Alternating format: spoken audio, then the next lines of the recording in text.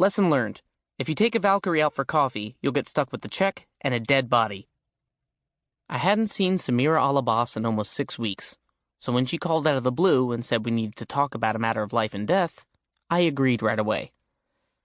Technically, I'm already dead, which means the whole life and death thing didn't apply, but still, Sam sounded anxious.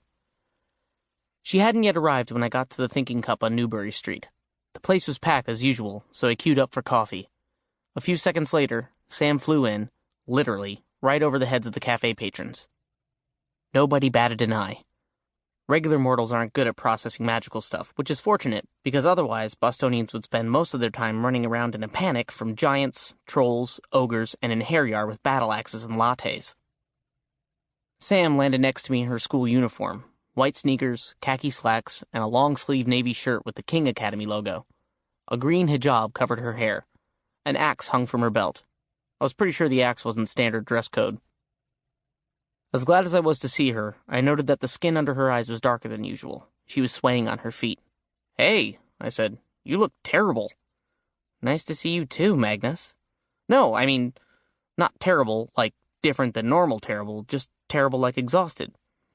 "Should I get you a shovel so you can dig that hole a little deeper?" I raised my hands in surrender. "Where have you been the last month and a half?" Her shoulders tightened. "My workload this semester has been killing me. I'm tutoring kids after school. Then, as you might remember, there's my part-time job reaping souls of the dead and running top-secret missions for Odin. You kids today and your busy schedules. On top of all that, there's flight school." "Flight school?" We shuffled forward with the line. "Like airplanes?" I knew Sam's goal was to become a professional pilot someday, but I hadn't realized she was already taking lessons. "You can do that at 16? Her eyes sparkled with excitement. "My grandparents could never have afforded it, but the Fodlans have this friend who runs a flight school. They finally convinced Shid and Bibi." "Ah," I grinned. "So the lessons were a gift from Amir." Sam blushed.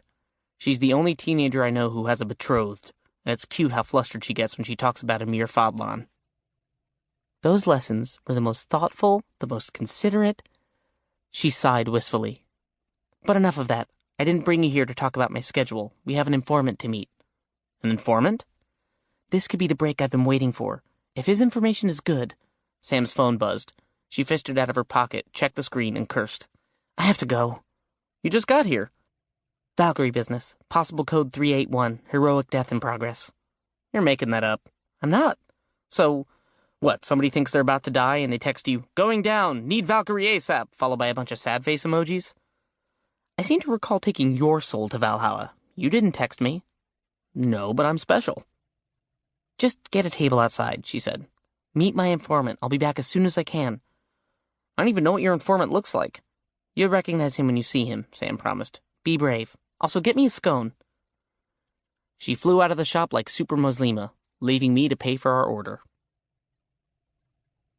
I got 2 large coffees and 2 scones and found a table outside. Spring had arrived early in Boston. Patches of dirty snow still clung to the curbs like dental plaque, but the cherry trees popped with white and red buds. Flowery pastel clothing displays bloomed in the windows of high-end boutiques. Tourists strolled by enjoying the sunshine. Sitting outside, comfortable in my freshly laundered jeans, t-shirt, and denim jacket, I realized this would be the first spring in 3 years that I hadn't been homeless.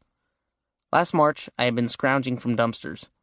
I'd been sleeping under a bridge in the public garden, hanging out with my buddies Hearth and Blitz, avoiding the cops and just trying to stay alive. Then, 2 months ago, I died fighting a fire giant. I'd woken up in the Hotel Valhalla as one of Odin's Inheryi warriors. Now I had clean clothes. I took a shower every day. I slept in a comfortable bed every night. I could sit at this cafe table eating food I'd actually paid for and not worry about when the staff would force me to move along. Since my rebirth, I'd gotten used to a lot of weird stuff. I'd traveled the 9 worlds meeting Norse gods, elves, dwarves, and a bunch of monsters with names I couldn't pronounce. I'd scored a magical sword that presently hung around my neck in the form of a runestone pendant. I'd even had a mind-melting conversation with my cousin Annabeth about the Greek gods who hung out in New York and made her life difficult. Apparently North America was lousy with ancient gods. We had a full-blown infestation. All of that I'd learned to accept. But being back in Boston on a nice spring day, hanging out like a regular mortal kid, that felt strange. I scanned the crowd of pedestrians, looking for Sam's informant. "You'll recognize him when you see him," she'd promised. I wondered what kind of information this guy had, and why Sam considered it life and death. My gaze fixed on a storefront at the end of the block. Over the doorway, the brass and silver sign still gleamed proudly, Blitzen's Best, but the shop was shuttered. The front door window was papered over on the inside with a message hastily scrawled in red marker, "Closed for remodeling, back soon." I'd been hoping to ask Samir about that. I had no idea why my old friend Blitz had abruptly disappeared.